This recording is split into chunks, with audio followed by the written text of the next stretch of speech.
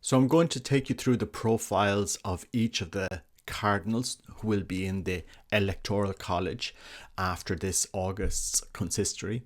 The electoral college who will elect the next pope consists of cardinals who have not reached the age of 80. So it'll be an interesting time. Maybe one of these cardinals will be the next pope. Maybe there will be another consistory in the future. We don't know. But I suppose it's very interesting now to become familiar with these men who will be the next pope. Anyway, enjoy this. God bless. Take care. Please like and share this video and let me know what you think in the comments. Take care. Bye-bye. So the next cardinal we're going to look at in our series profiles on cardinal profiles is Cardinal Pietro Parolin. And he is number 28 on the list from youngest to oldest. He was born in 1955 and he is Secretary of State. So we'll just read through his bio on the Vatican website.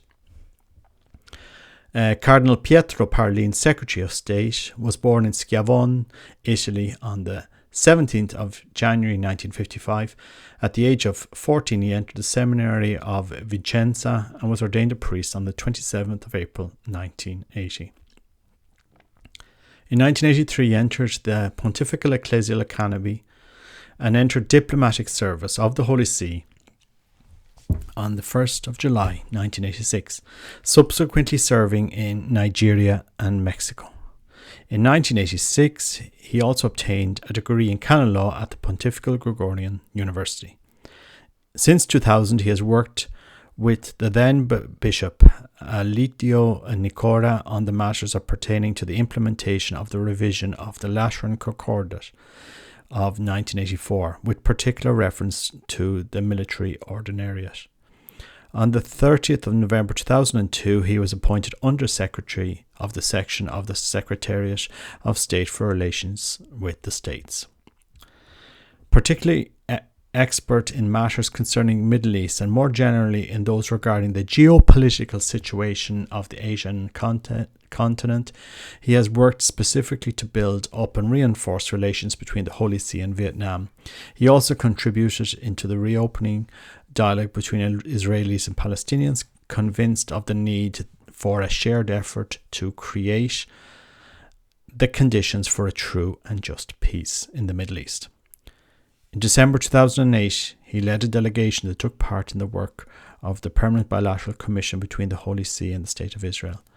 On several occasions, he has acted as a spokesman for the Apostolic See, expressing its wish to work for international organizations to safeguard the basic rights of the person, including religious freedom. Strange that the Vatican didn't support basic rights when it came to allowing people to make their own choices regarding vaccines, but again, I digress. On the 17th of August 2009, he was appointed Apostolic Nuncio to Venezuela and was elevated to the dignity of Archbishop with the titular see of Aqua Dependente. He received episcopal consecration on the 12th of September 2009. On the 31st of August 2013, Pope Francis appointed him as Secretary of State and he entered into office on the 15th of October. Member of the Council of Cardinals established to advise Pope Francis in the government of the Universal Church and to study a plan for revising the Apostolic Constitution of the Roman Curia, Pastor Bonus. Created and proclaimed Cardinal by Pope Francis in the consistory of the 22nd of February 2014 of the title of Santi Simeone e Guida Taddeo a Torre Angela, Saint Simeon and Jude Thaddeus of Torre Angela. On the 26th of June 2018, with the Rescriptum ex Audiencia Santissima, the Holy Father decided to co-opt Cardinal Pietro Parolin in the order of bishops, equating him in all respects to the cardinals who were given the title of Subvicarium Church. He is member of the dicasteries for the doctrine of faith, Oriental churches, for the evangelization for bishops, for divine worship, and discipline of the sacraments. So that is the profile of Cardinal Pietro Parolin. We're just going to go in here and have a look at his Wikipedia page. His Wikipedia page is a lot longer. So he's Secretary of State. One of the most important positions in the Vatican. And we're going to just talk about that position in a second. But just going through his life, I mean, he speaks fluent Spanish, Italian and English. He has, an extensive diplomatic career, and you can just read through everything that's been written about him here in his Wikipedia entry. Now, the big question people are asking, and I've seen this go around a lot, when it comes to just bring up here the popes here. When it comes to who will be the next pope, okay? So, secretaries of state generally do not become popes. So that is kind of the rule. It's nearly an unwritten rule. You can go back and look at the amount of times a secretary of state has become pope. Now, we have the exception of Pius XII. He was Secretary of State, and but I mean, Pius XII, if anybody knows his career and the reason why he, as Secretary of State, was appointed Pope, people will understand why the conclave in 1939 elected him Pope during the Second World War.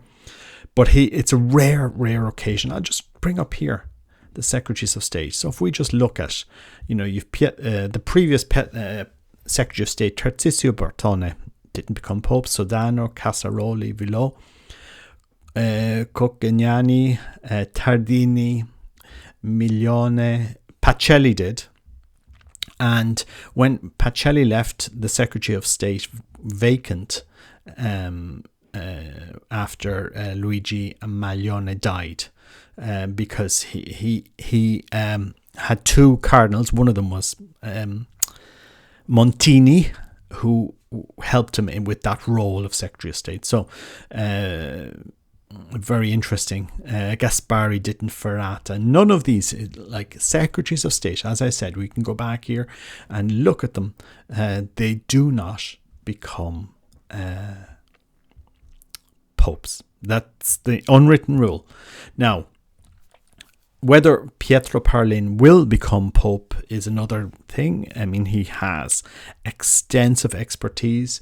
He knows how the Vatican is run and so forth. I mean, he could very well be seen as the next Pope. I'm not ruling him out. I'm just saying, generally speaking, Secretaries of State do not become popes.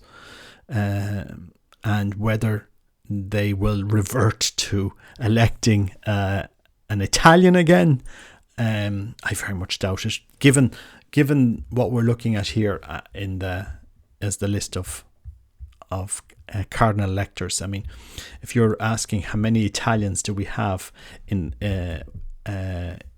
now when it comes to the conclave, you're looking at 20 cardinals out of the guts of 131, depending when the conclave is called. So, do I see Pietro Parolin? Do I see him having the support to be elected Pope? No.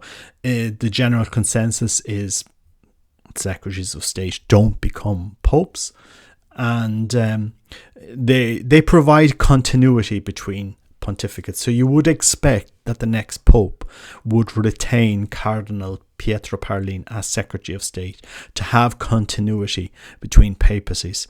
Very important role, critical role in the Vatican. So let's see. Do I put him up there as papabile at the moment? No. Who would he vote for in the next election? I have no idea. This is where, how would he vote? I don't know. I'm just going to put a question mark in here. Question mark, say Zuppi. Maybe, I don't know. We'll see. But that's the profile of the of Cardinal Pietro Parolin, very interesting character, and I'll post the links to his Wikipedia page and this Vatican page, and you can do your own studies. But as I said, generally speaking, secretaries of state, they don't become popes, but there's no reason that he mightn't become one of the top contenders in the next conclave. So we just have to see. Anyway, God bless. Take care. Bye bye.